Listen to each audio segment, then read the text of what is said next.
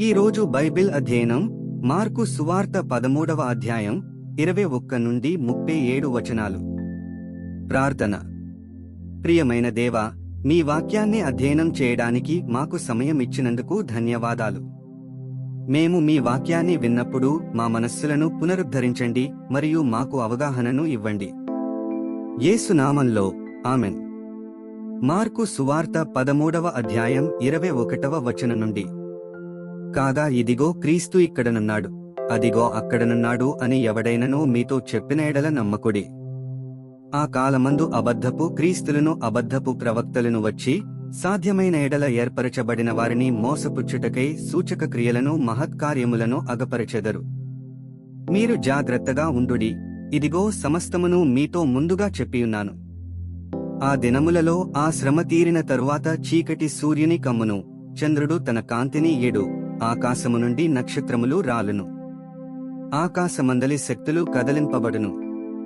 అప్పుడు మనుష్య కుమారుడు మహాప్రభావముతోనూ మహిమతోనూ మేఘారూఢుడై వచ్చుట చూచెదరు.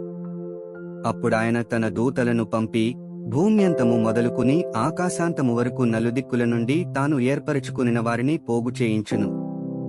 అంజూరపు చెట్టును చూచి యొక్క ఉపమానము నేర్చుకునుడి. దాని కొమ్మ ఇంకలేతదై చిగిరించినప్పుడు వసంతకాలము సమీపముగా ఉన్నదని మీకు తెలియను. ఆ ప్రకారమే మీరు ఈ సంగతులు జరుగుట చూచినప్పుడు ఆయన సమీపముననే ద్వారము దగ్గరనే ఉన్నాడని తెలిసికొనుడి. ఇవన్నీ జరుగు వరకు ఈ తరము గతింపదని నిశ్చయముగా మీతో చెప్పుచున్నాను. ఆకాశమును భూమియును గతించును గాని నా మాటలు గతింపవు. ఆ దినమును గూర్చియు ఆ గడియను గూర్చియు తండ్రి తప్ప ఏ మనుష్యుడైనను పరలోకమందలి దూతలైనను కుమారుడైనను ఎరుగరు. జాగ్రత్తపడుడి, మెలకువగా నుండి ప్రార్థన చేయుడి. ఆ కాలమెప్పుడు వచ్చునో మీకు తెలియదు. ఒక మనుష్యుడు తన దాసులకు అధికారమిచ్చి ప్రతివానికి వాని వాని పని నియమించి మెలకువగానుండుమని ద్వారపాలకునికి ఆజ్ఞాపించి ఇల్లు విడిచి దేశాంతరము పోయినట్టే ఆ కాలము ఉండును. ఇంటి యజమానుడు ప్రొద్దుగురుంకి వచ్చునో, అర్ధరాత్రి వచ్చునో, కోడి కూయినప్పుడు వచ్చునో, తెల్లవారునప్పుడు వచ్చునో, ఎప్పుడు వచ్చునో మీకు తెలియదు. ఆయన అకస్మాత్తుగా వచ్చి మీరు నిద్రబోవుచుండుట చూచునేమో గనుక మీరు మెలకువగా నుండుడి. నేను మీతో చెప్పుచున్నది అందరితోనూ చెప్పుచున్నాను, మెలకువగా నుండుడనెను. 37 వచనాలు చదివియున్నాము. ముగింపు ప్రార్థన.